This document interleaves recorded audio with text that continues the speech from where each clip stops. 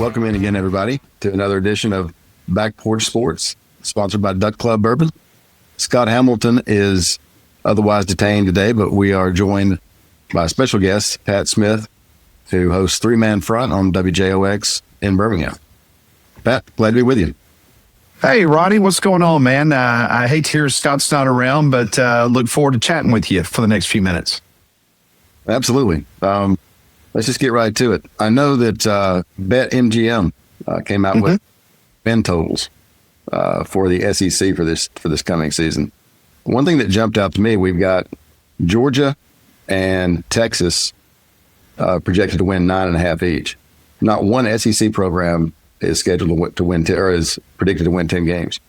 Yeah, it's been a long time, Ronnie, since we have seen a projected win total in the SEC when we didn't have a team that had at least 10 wins on the board. And I think more than anything, it's discounted, Ronnie, because of the fact with the SEC moving now to 9 conference games as opposed to the 8. We've all got to get used to this idea.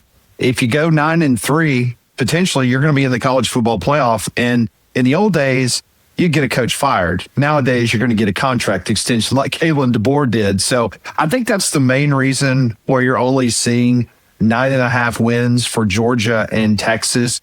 But I agree with you. It is odd to see a conference as strong and deep as the SEC being, only having 2 teams at 9.5 wins. But I think it has to do with actually, the number of teams or another number of games now that's being played in the SEC. But if you're looking at the list and with Georgia and Texas, if you've already looked at the preseason magazines, you can tell that both of those teams are going to be in the top 5. Some might even have Texas as number 1, but Georgia's not going to be very far off. Georgia's probably going to be behind Ohio State, but they'll be at number 3 or number 4. So of those 2 win totals, Ronnie, I'll kind of flip the script on you.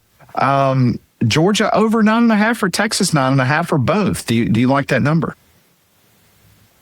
I like it maybe for Texas. Okay. I don't like it for Georgia. What about you?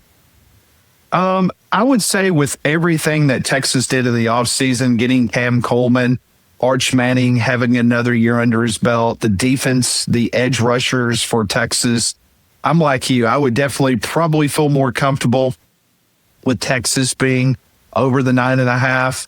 But Kirby Smart's the best coach in the SEC. So, it's very difficult, muscle memory, not to be able to say that Georgia's not going to get at least 10 wins. But if you had to make me choose between the 2, I'm like you, Ronnie. I would go Texas probably over the 9.5, a little bit stronger than I would Georgia. And next in line, we got Alabama, LSU, and A&M predicted to win 8.5. Alabama wins 8 games, so they may burn the stadium down in Tuscaloosa. I tell you what, I mean, we are in some rarefied air if that were to happen and they only get 8 wins. It's very interesting, that pecking order right there. As you mentioned, you said Alabama, LSU, and Texas A&M. Most people believe that LSU, because of Lane Kiffin and what they did in the transfer portal, $40 million roster, many people believe that LSU number is easily going to go over 8.5, especially with some of their games at home, including Alabama.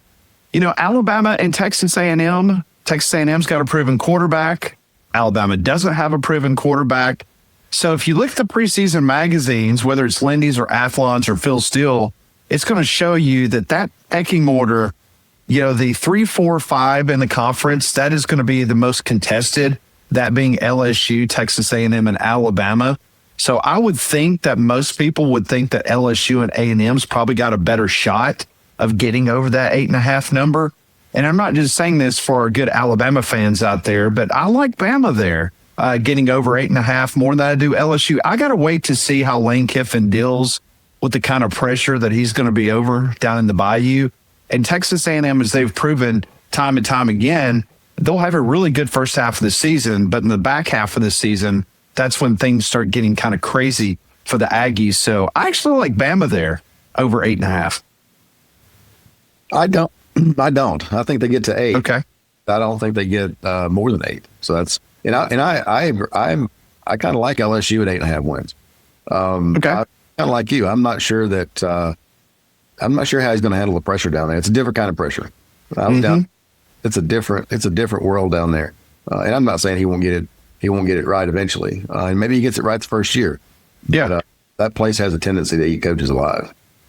Yeah, as you witnessed firsthand, being a GA down there, that is a very difficult place to try to get rolling. But as Nick Saban proved, and Les Miles, and even Ed Orgeron, that you know what, if you get everybody behind you, get everybody pulling in the same direction, and the money that they have now put forth on that roster, there's no doubt that LSU will definitely be a team come November that everybody will be talking about. No doubt. And Ole Miss is projected to drop to 7.5, along with Oklahoma, Tennessee, Florida. I will tell you this about Ole Miss. I get accused of being an Ole Miss sympathizer on my radio show in Birmingham, and I'll just tell you right now, with Trinidad Chambliss, as long as he's healthy, and what they have done by retaining some of the guys that Lane Kiffin couldn't get his paws on, I like that number above 7.5 for Ole Miss. John Mateer, if he stays healthy, is he going to be a Heisman Trophy candidate for Oklahoma? You saw how good he played up until he got injured, but you also saw some boneheaded mistakes in the college football playoff against Alabama. I don't like Tennessee and the 7.5. I think Florida's 7.5. That's a gamble as well. So I would definitely say Ole Miss and Oklahoma is a better shot at going over that 7.5 win total, and maybe Tennessee and Florida going the other way.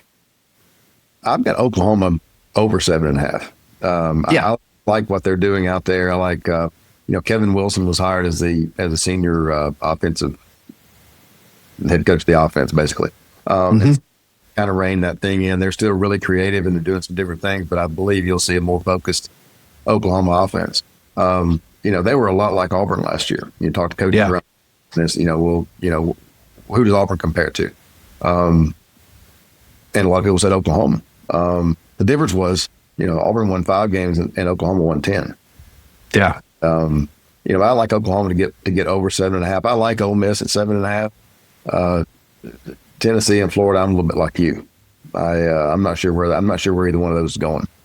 It's funny. So earlier this week, I did the Buddy Martin show, somebody that you're very familiar with. A longtime columnist, Steve Spurrier, biographer. He does a radio show down in Gainesville, and I was on his show for a while.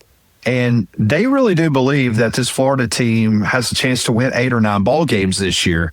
And I kind of, I was being an unruly guest because I said, let's just pump the brakes a little bit. I think John Summerall was a great hire.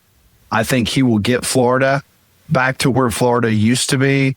But in season number 1, especially that first SEC game at Jordan-Hare Stadium, that's going to be a tough deal. I think whoever wins that game, that could be a good swing game for Alex Golish and where the ceiling could be for the Auburn team. And obviously, if Florida loses on the road to Auburn, then Florida might be easily below that 7.5 number. Well, I think the other thing that I don't want to say the clock's going to start, but the talk will start. Did Auburn hire the right coach? Right. John Summerall. Did Florida hire the right coach? Yeah. It's going to be fascinating to watch what happens down there and at Auburn over the next few years. There's no question. And I know the next teams on the list, I believe it's Mizzou, Auburn, and South Carolina. And it goes back to what we were just talking about with that Florida game, that being kind of the pivotal swing game for both John Summerall and Alex Golish. And to me, I like Auburn, whether they win or lose that game. I like Auburn above the 6.5. I think the ceiling, might be 8 wins for this Auburn team this upcoming season, just because of the fact that you got to go to Tuscaloosa, you got Georgia on the schedule, you do have LSU at home. But I like the over of 6.5, and I got a feeling you probably do for Auburn as well. I like them at 6.5. I'm not sure I like them for much more than 6.5. Okay. Missouri, I think they're probably about right. South Carolina, I'm not sure I like them to get to 6.5. Yeah. That should be probably maybe 4.5, 5.5 for South Carolina, maybe. The thing that one thing that jumped out at me, they've got Vandy at 5.5. Wow, isn't that crazy? Go from a double digit team last year, and now Vegas thinks that they're 5.5. That might be a smelly fish, as we used to say back in the day when you're talking about some weird gambling situations. But yeah, I'm like you. That's That's kind of odd. I would definitely take Vandy over the 5.5. Yeah, I think Vandy gets to a bowl game. Yeah. Kentucky, Mississippi State, and Arkansas at 4.5. I think Blake Stein is going to get Kentucky. I think the Kentucky-Alabama game is going to be a very interesting game. They're in Lexington at the beginning of the year. Blake Stein, Bama on the road. Kalen DeBoer has proven his first couple of years in Tuscaloosa that you can go ahead and guarantee that a road game is going to be a lot more difficult for him. It doesn't matter who the opponent is than what it typically should be. So I think that's very interesting. I wouldn't put much stock in Mississippi State or Arkansas getting above that 4.5, but I don't know if you like it. But I like Kentucky maybe to get to 5 wins this year if certain things happen. Yeah, I like Kentucky and Arkansas actually to get to. Okay, so you like Silverfield and you like Arkansas. Okay, all right. Well, I think they're going to spend some money. We'll see how quickly they get there. But in this day and age, and with the NIL, Arkansas has plenty of money. There's no doubt. Now they've got to get committed, but if Texas Tech can do it and Indiana can go win a national championship, then I guess Arkansas can go buy a team as good as anybody else too. There's a lot of chicken money and a lot of big box store money out there in Arkansas ready to make things happen. No question about it. There's no doubt. We'll be back in just a minute as we take a break. This is Back Porch Sports, presented by Duck Club Bourbon. Good games, good friends, real stories. That's what Saturdays are all about on the Back Porch. Proudly sponsored by Duck Club Bourbon. Welcome back to Back Porch Sports, sponsored by Duck Club Bourbon. Pat, last segment, we talked about projected win totals from Vegas. Mm-hmm. Yeah. We talked a little bit about Kalen DeBoer in Alabama. There's a lot of pressure at Alabama. This is his 3rd year. Now, you and I are pretty familiar with that program. I don't think he's getting fired after year 3. Now, I do think that if you look at Alabama's history, there have certainly been coaches that have come through there that the pressure was too much, and they said, hey, tell their agent, hey, find me another job. Whether it was Bill Curry, Dennis Franchione. Franchione. The job has eaten many a coach alive. So what are your thoughts?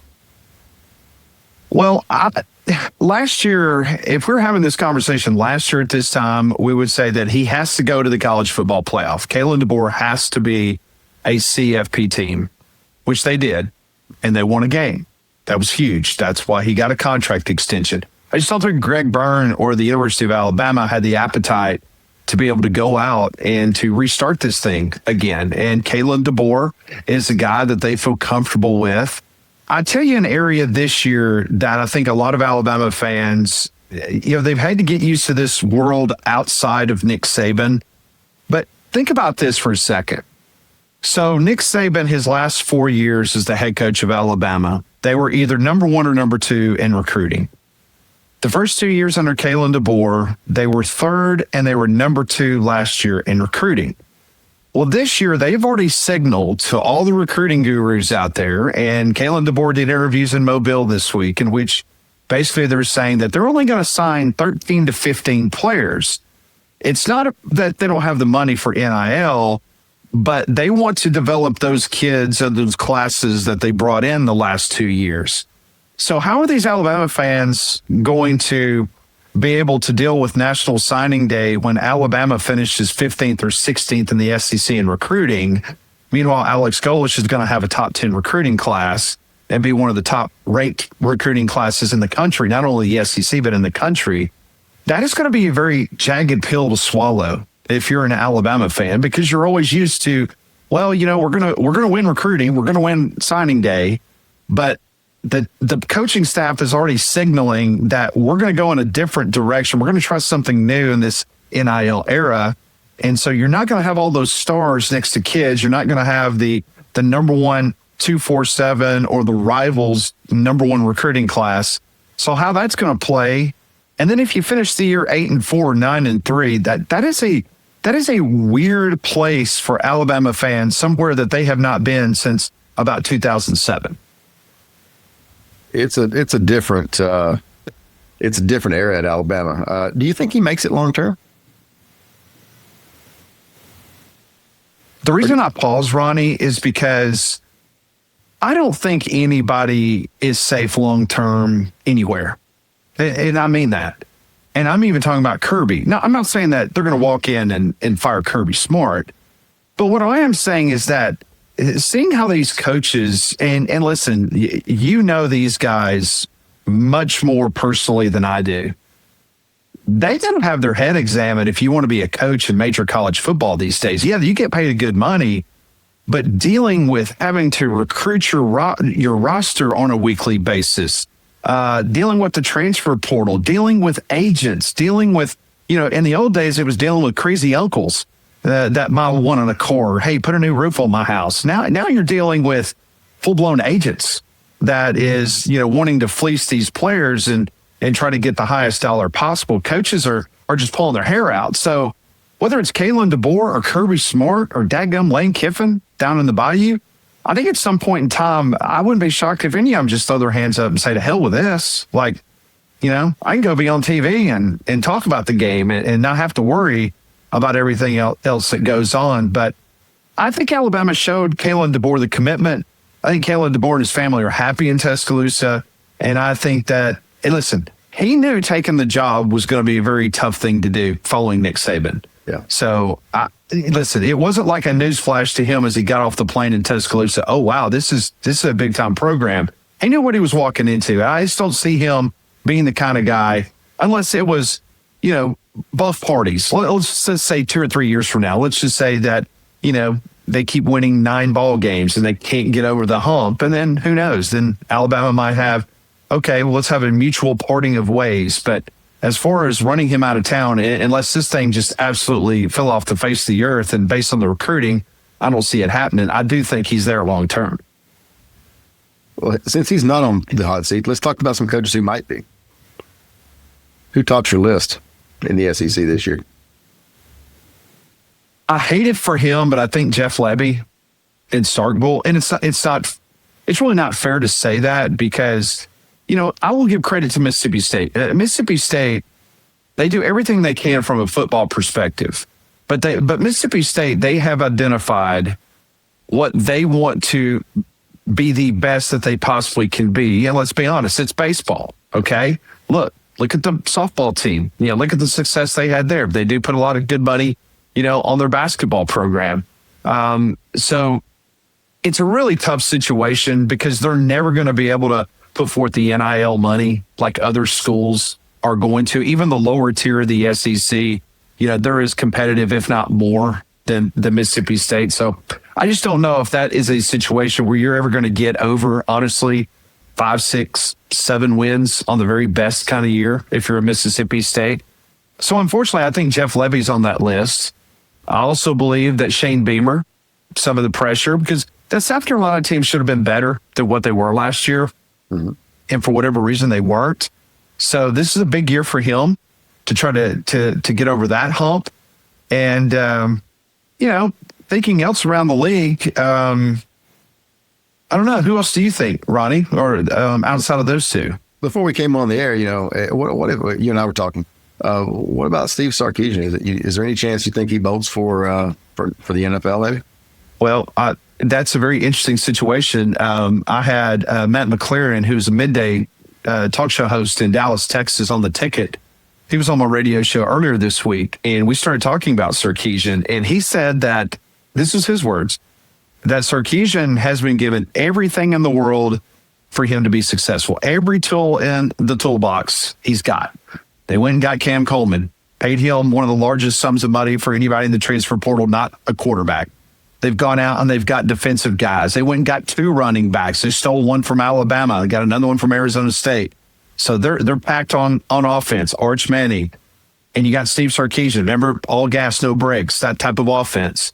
So if Steve Sarkisian doesn't make the college football playoff, or let's say he gets into the college football playoff and he goes one and done, you know how those people in Texas are. They want an ROI. They want a return of their investment. And if you don't get it, I'm not saying they're going to fire Steve Sarkisian, But it might be one of those conversations where it's like, oh, okay, do I really want to put up with this, or do I need to have an exit ramp, and that exit ramp potentially be in the NFL? So that's a very interesting one. I personally believe Texas will be in the college football playoff. But if things go sideways, keep your eye on that one. With all the money Texas has spent on NIL and take us through the top half of the conference. Where do you see the SEC lining up NIL wise? I mean, A&M has spent a ton of money. LSU, it's the wild, wild west right now.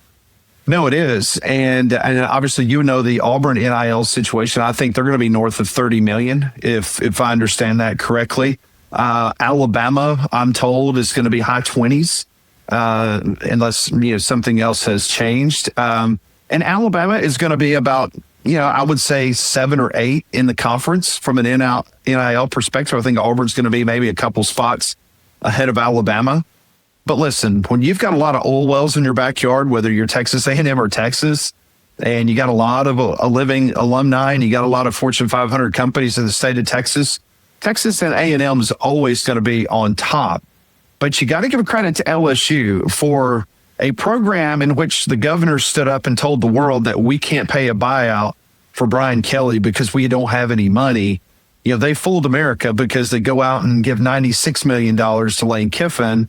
And apparently they've given $40 million and above to their football roster this year. So I would definitely put LSU in the same conversation as the Texas A&Ms and the Texases when it comes to NIL.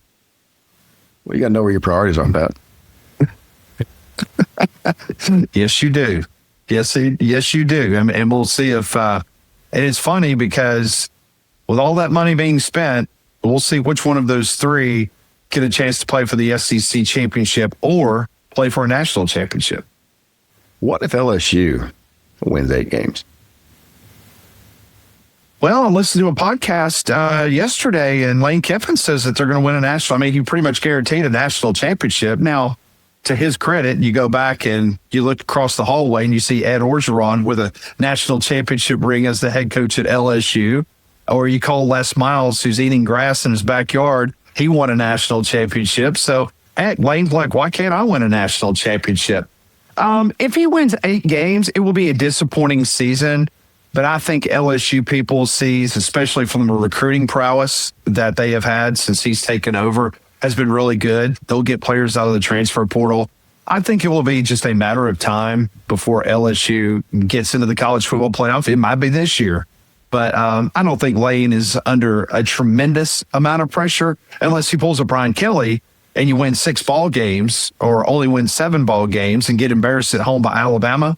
Then all of a sudden it's a completely different conversation. But I go back to what we said before, Ronnie. I think that's the situation with all of them. It's a fickle situation with every single coach because the fans and the administration, they expect to win now. Not a lot of patience. And that's a good place to take a break. You're absolutely right, Pat. And we'll be back for another, we'll be back after the commercial break with Duck Club Sports, presented by Duck Club Bourbon. From the blind to the back porch, some traditions are built to be shared. Duck Club Bourbon, real heritage, no gimmicks. Proud sponsor of Back Porch Sports. The big news, Brenden Sorsby, the Texas Tech quarterback. He's not going to be playing this year after all. He is going to try to make hay in the NFL, entering the NFL supplemental draft. And it might be the end to a really wild saga, or this saga might actually be continuing. It'll just be that Brenden Sorsby will no longer be an active participant. Let's dive deeper into it. We're going to ask our friend Bill Bender of the Sporting News. He's joining us now. Bill, was this the inevitable conclusion to this part, at least as far as Brenden Sorsby's direct involvement? I would think so. I think, the way I put it, common sense prevailed. I think Texas Tech miscalculated the reaction to the possibility of Brenden Sorsby being on a college football field this year, and really miscalculated it by a lot. And, for him, it's not the end of the story, which I enjoy. I hope he gets the treatment he needs. I hope he catches on in the NFL. And then it becomes a comeback story, which would be much more palatable than him him stepping on the field for Texas Tech. And I think the way, as you saw last week, right, it was just a way that Texas Tech reacted. And do you wonder if it would have been different if they'd just been kind of quiet last week? I do. I mean, I think they actually made things worse. They should have sat back, said the ruling is the ruling, and then just kind of let things play out. It was kind of almost like Shakespeare. I think he doth protest too much. They were trying too hard to show that they were the good guys instead of letting that injunction speak for them and then letting it play out in court. I agree. And, once the video came out on Friday, I was en route to a lacrosse tournament with the kids. But once I saw that and watched it, I was like, well, this is only going to get worse. So Texas Tech's reputation certainly takes a hit, but I don't think that's a deal breaker either, for them. If, as I told my editor last night, who thinks that's going to hang over them for a little bit longer, I said, winning cures that. So if Texas Tech goes out and wins the Big 12 with Hammond at quarterback, the Brenden Sorsby, it will be part of the story, but it won't be as large as we think. I think Texas Tech, to your point, can come out really good on this if they do go ahead and win the Big 12 with Hammond at quarterback. But the narrative has to be we stuck by our guy through thick and thin. And even though, Bill, I don't think it was intentional, I truly don't believe they thought they were going to get that injunction, but they couldn't bail on Brenden Sorsby because he was one of their dudes. They had lured him to Texas Tech, and I know they were giving him a big bag of money, but once you got there, he was part of the team, part of the family, part of the university, and they had to show that, okay, we're going to support him thick or thin.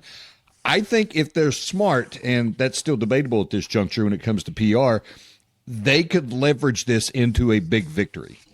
Yeah, for sure. And there was a million, when there's that many millions in NIL money involved, certainly that's a piece of the story as well. So, yeah, I think they can come out of the right side of this. College football can come out of the right side on this because I'm not sure too many athletes are going to test this now. They may lay a prop bet or something, and if they get caught, you can try to get a ruling from a local judge, but you saw the maelstrom that popped up between the Big 12 and teams threatening to boycott Texas Tech. That tells me one good thing out of this, that gambling remains a very serious issue when it comes to the integrity of the game. We want to ensure that. We're joined by Bill Bender of the Sporting News. Follow him on X at BillBender92. Bill, where's Cincinnati in all of this? Because I'm no expert, I'm no genius, but it seems to me like Cincinnati had to have known something was up at some point. This thing is massive. What are you hearing? What do you expect to happen? Well, I saw a CBS Sports report that said, the allegations that he may have been gambling on games when he was there, obviously, and they may look at Cincinnati next. But I think Cincinnati's suing him for the NIL deal. So we'll see. I would imagine that maybe the NCAA is going to try to move forward here, and we'll find what we find, but maybe a couple more details come out. But this thing has clouded the last couple of weeks of the college football news cycle. I'm sure heading into media days, they're going to try to find something better for us all to talk about. What about the legality of all of this? Stuart Mandel brought up a really good point. He had a tweet the other day talking about Brenden Sorsby was underage. He was doing this gambling with accounts under other people's names, which bring other folks into it. There was money sent or exchanged across state lines. There's all kinds of legal questions there. I mean, do you expect it maybe that to be part of this going forward, or is that something else everybody just wants to say, hey, let it go? Well, I mean, that would have gone against him in the L column had they tried to play and get him on the field. I think that would have brought more to the light. I'm not going to. It sounds pretty serious, and I don't want to make light of his gambling addiction because, again, that generation of college football players being exposed to more gambling than any athletes have ever. So the temptations are real, and I can't sit here and say I didn't make mistakes when I was 18 to 22 either. I just wasn't the quarterback for Texas Tech. And also the empathetic piece for me is I do have a teenage son, and anybody that has a teenage son knows that their teenage son has all the answers in the world. But when they do make mistakes, you want to be there for them and help them learn. Yeah, we know you went to Ohio University, so we're not going to – there's plenty of opportunities to get into some hijinks there. We'll litigate that another time. You mentioned this clouding the news cycle. And I'm almost equating it, and I've seen a couple of comparisons, but I've almost equated it to what happened at Tennessee a decade or so ago when they were trying to hire Greg Schiano, and just a couple of years ago when Texas A&M was trying to hire Mark Stoops, the power of social media. But I think this was times 130 because it was every fan base for every team in America other than Texas Tech pushing up against Texas Tech in this situation. What's your biggest takeaway from that? Is it the power of social media? Is it the power of fan bases? How much pressure can be applied to a university to make them pivot? I remember the Tennessee coaching search, and that was the last example. That was like the scene out of Beauty and the Beast with the pitchforks coming out, and then I think this one was a reminder. I can't remember the last college football story where there was just a unanimous outside of team Lubbock. There was a unanimous like this is wrong. Even the Michigan sign stealing stuff. You would talk to fans or coaches. It was minority, but they were still there. That would say, hey, that sign stealing is not that big a deal, especially down in the South. So, that they were calling that Tuesday morning down there. But it was this one was unanimously met with he shouldn't be on the playing field. And I think that's what struck me about the story. Even had he played, think about who would be rooting against him versus, when Manziel played, he had – I remember going full circle on Manziel. There were times when I liked him. There was times when I couldn't stand him, and it just kept going in circles. The Michigan sign stealing thing, I equated it to NASCAR. If you ain't cheating, you ain't trying. Right. But gambling is a whole different animal. I mean, you're literally trying to do something for your own game instead of for the benefit of the team. So that's why, in the South, the whole NASCAR analogy, that played really well. Just a couple more minutes with Bill Bender of the Sporting News. Follow him on X at Bill Bender 92. And I want to get your take on this, Bill. You mentioned it being a comeback story, and it would be absolutely fantastic if Brenden Sorsby can go to the NFL and even have moderate success. It'll be a win for lots of different people, not only Brenden Sorsby, but for mental health advocates, people with addiction, so on and so forth. But do you see the NFL taking a flyer on him? What are the odds of him actually being pulled out of a supplemental draft? Scott, I live in Ohio, man. Cleveland's right up the road. They've had about 50 quarterbacks in the last 25 years. I mean, of course, I saw that Cleveland Browns joke going around on social media today, so I had to say something. But, yeah, I mean, I think he'll get a chance. Hunter Deckers, the Iowa State quarterback that got caught gambling in 2022, is trying to catch on with the Saints this year. So, and hopefully he does. I think he'll get a shot, and I think there's some talent there. The thing is, though, some might grade Brenden Sorsby as like a first-round type quarterback. I didn't think he was that last year. I thought he was decent. He reminded me a little bit of like Baker Mayfield, but not quite Baker Mayfield, right? Like a lower version of Baker Mayfield. And so I think he'll get a shot to play. And once he's on in the preseason, I know you can't wait to tune into that preseason game where Diego Pavia and Brenden Sorsby are the quarterbacks. Hey, I got two words for you, Mr. Ohio. Arch Leitster, okay? Yeah, well, we know all about him, too. I thought about him when all of this, I probably should have referenced him, but, as you know, there was some gambling issues there. Not some, there was a lot, unfortunately. But there was a point in time where he was Ohio State's last first-round quarterback, I think, until Justin Fields was drafted. That is incredible. And he's also the one that threw the interception that Charlie Bauman picked off and then, ended the career of Woody Hayes. So we can go down that rabbit hole another time. He's Bill Bender of the Sporting News. Follow him on X at Bill Bender 92. Bill, before I let you go, other than Brenden Sorsby stuff, what are you working on for Sporting News? Yeah, I mean, we'll have some schedule. We ranked the SEC and Big Ten schedules this week, and those will go up. And our magazine is out, and we're excited about that. I've heard a lot of reception about the big yellow cover we have. It stands out in those grocery stores. So we were very cool about that. But one couple takeaways from the schedules. Ohio State's got a brutal schedule, man. 7 ranked opponents on it. Penn State and Alabama, a couple teams with some friendlier schedules this year, with the SEC moving to 9 games. Well, Bill, Ohio State might only have 6 ranked opponents, though, if Texas Tech has its way and gets the Longhorns to drop them. Yeah, we'll see if that happens. Remember 3 weeks ago when the big story was Texas Tech and Texas trying to schedule each other? Man, how this news cycle moves. Or even a couple of weeks ago, we had Texas Tech in the Women's College World Series. We were talking about that. Texas Tech is dominating the news cycle.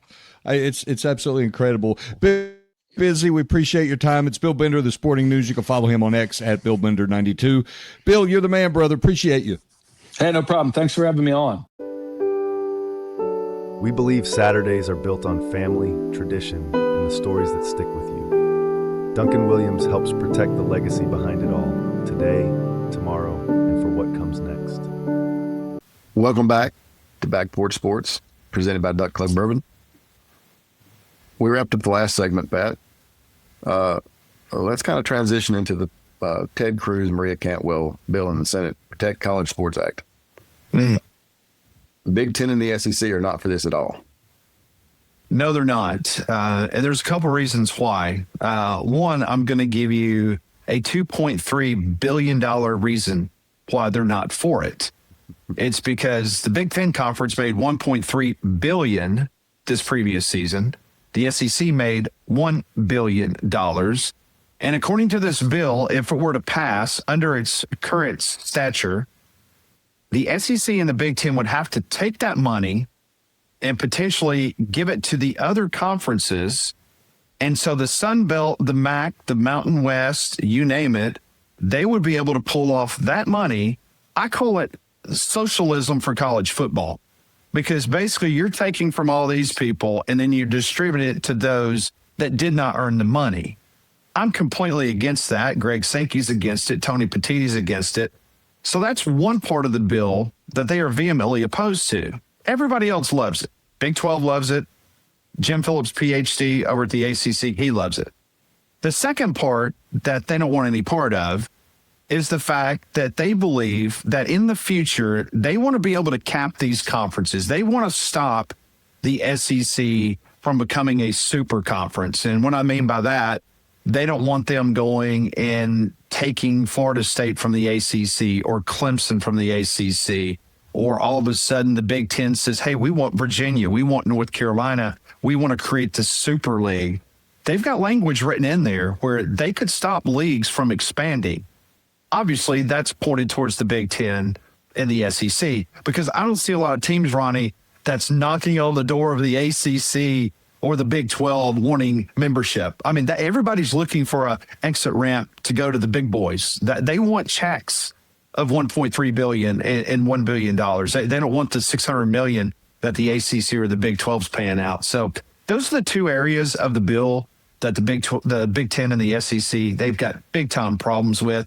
So we'll see if they can all come together and coalesce and try to rewrite the bill to where it would make Greg Sankey and Tony Petitti happy. But I have my doubts. Tommy Tuberville, the senator from the state of Alabama, he was on the Senate floor this week, and he's opposing it. I have a hard time believing, Ronnie, you know politics better than I do. I think it's going to be a tough sell to get this passed.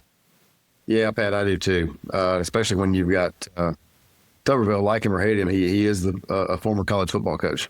And when he's against it, I think that makes it even more difficult. No question. Talk about the conference commissioners meeting this week. Yeah, so it happened in Denver on Wednesday. And basically, it's the college football managers meeting. That's kind of a fancy way of saying every conference commissioner, come to Denver, have a free trip. Come, let's hang out. Let's talk shop. Of course, Brett Yormark was worried about trying to make sure Brenden Sorsby didn't play it down of football in his conference. But everybody else was meeting. And basically, Rich Clark, who's the executive director of the college football playoff, they had this meeting. Consultants were brought in. They kind of gave a big presentation about the 16-team potential playoff that the SEC's all for. Then another group came in and showed them what a 24-team playoff would look like, which would be 12 additional games. You're doubling what you're getting now. And so they're talking about how much money can be generated, because let's just be honest, the money is going to be on the back end. If you say you go to 24, the money is not going to be in those first-round games when you have a bunch of teams that barely made it into the playoffs with an 8-4 record. That's going to bring a lot of eyeballs to TNT or whoever's going to be carrying the games. It's going to be those later games. So if you're going to eliminate the conference championship games, which is worth about $200 million to the Southeastern Conference. If you look to get rid of those, you got to replace that money somewhere, Ronnie, or we're not going to have these $1.3 billion and $1 billion, conference money ledgers that you're going to get. So you got to come up with the money, how that's going to happen. So in Denver, they discussed all these potential situations. Rich Clark afterwards spoke with the media, and he told everybody, we had questions, and those questions led to 3 or 4 more questions that we didn't have solid answers for. So we've got to go back. We got to sharpen the pencil. We got to come up with some of these answers. They're looking at August, maybe to have another meeting. You got to come up with a determination by December 1st on what you're going to do to tell your media partners for 2027. So you remember last year, they waited till the last minute to tell us that we were going to stay at 12. So SEC wants 16, Big Ten, other conferences, they want 24. The power belongs to the SEC and the Big Ten. Everybody voted to give those 2 conferences the power. And so right now you got to have completely 2 different ideas of what needs to happen. So until they come together, then I think we're going to just keep kicking the can down the road. I'm personally for 16 or 12, and certainly not 24. Ronnie, I'm okay if you went back to 2 and brought back the BCS. I am, and I'm most definitely not for eliminating the SEC championship game. Yeah. I'm telling you, it's there's so much that's happened. You and I have been covering this sport since the mid 90s, and it's crazy to see, from the mid 90s to 2010, there was very little change in the game. Then all of a sudden 2014 came, you had to change the college football playoff from the BCS from 2 to 4 teams. And then all of a sudden COVID happened. And then you had the House settlement, NIL, transfer portal. And now you're talking about 16 or 24 teams. It is mind-boggling how much has changed, Ronnie, in this sport in just the last 5 years. It's crazy. I remember, Auburn, for example, 83, you can say 93 and 2000. In this day and age, Auburn would get in a walk. It would. I know you think back to that great team Tommy Tuberville had, that I believe Auburn now recognizes as a national champion team in the stadium. And that team should have played for a national championship. They should have been able to. And obviously, Bob Stoops did a much better job than Tommy Tuberville, making sure that everybody voted Oklahoma as opposed to Auburn. So, yeah, it's changed a good bit. But in regards to people wanting an answer today, I would love an answer today. So would you. But unfortunately, based on these meetings and the fact that everybody is going to die on their hill, the Big Ten is going to die on their 24-team hill. Greg Sankey doesn't appear that he's going to move off his 16-team ledger. You got ESPN, who owns the college football playoff. They're going to side with Greg Sankey. Fox wants 24 because their client, the Big Ten, they want that. So it's just a complete mess, Ronnie, but I'm glad for the content because people like me and you get to talk about stuff like that every single day. And it is certainly engaging. Yeah. Very much. So you said you like 16. See, I do too. I think I like if you went from, as long as it's the right 12. Correct. Yeah. My biggest issue with the 12 is I've had no confidence. 2 years ago, I was on a conference call with selected members of the media in which they were describing to us how the 12-team playoff was going to work, how they were going to, be more forthcoming with the data and how things were going to be derived. And literally, we asked them questions, Ronnie, on a Zoom call, and they literally put their hands over the microphone and was asking people in the room, hey, now, how are we going to do this again? Like they didn't even know how it was going to be done. And then when you said, hey, how about this proprietary information that you're going to use to determine certain data points? Well, we've contracted a company out of Orlando that handles the statistics. They're going to provide you with this stuff each and every week. And we said, okay, well, will we have access to that? And they go, no, just us in the room. So all of this being forthcoming and everyone, it's going to be able to see everything, that went out the window in the first call. So if you can get that part right, I think people would feel okay with 12. But I think if you're going to expand, I think 16 is a better number, at least for the next few years before you jump all the way to 24. Because you and I both know if you go to 24, you're never coming back to 16. You're not coming back to 12. The cat's out of the bag. You're going to have to keep it at 24. I just think it, and again, I'm more of a traditionalist, and so I'm not for 24 teams in the playoff. I was always for more than two, but I think 24 waters it down too much. I mean, how many games are you going to lose? I mean, are you going to have teams with 4 or 5 losses? Clearly, you are. Well, listen, that's the other aspect to all of this that I think SEC fans, and I'm speaking to Alabama and Auburn fans in our neck of the woods, they're going to have to get used to this because it's the NFL mentality. You've got to be ready to lose 3 to 4 games a year and still potentially, based on your data points, you could make the college football playoff. It's just like NFL teams making the wild card or whatever. Many people don't remember if you won the NFC Central. It is all about, being able to make it to the big day, or the NFC North. They just want to make sure that you find yourself into the playoff. That's all that matters. So, it's like Alabama. Alabama got to the college football playoff last year and won a game, but everyone, want to forget about the fact that, they had some real stinkers during the regular season. So if you go to 24, you're going to get exactly what you just talked about. You're going to get a lot of diluted product and a lot of teams that honestly have no business in the playoff, but they're going to get their check and they're going to go play. Well, and look, I think the SEC championship still means something. I'm not sure the championship means anything. Yeah, no, you're right. You're right. Hey, listen, the SEC championship game and obviously the Big Ten, it has always meant a little bit more in regards to the pecking order of the college football playoff and who potentially is going to be able to win it all, because basically the SEC championship game for a number of years, whoever finished number 2, you were still guaranteed probably a spot in a 14 playoff. It was a quasi CFP game. So if you do get rid of that, then once again, you're diluting, pretty much the regular season. But the SEC coaches, they were sold a bill of goods by going to 9 conference games. Because if they had to do over again, based on the people that I talked to around the league, I think the coaches would not vote for those 9 conference games and just keep it at 8. Is there a chance it ever goes back to 8? No, I don't. And the reason why is because it all has to do with that additional money. ESPN is paying them $3.5 to $4.5 million a year for that additional conference game so that they can have it on television.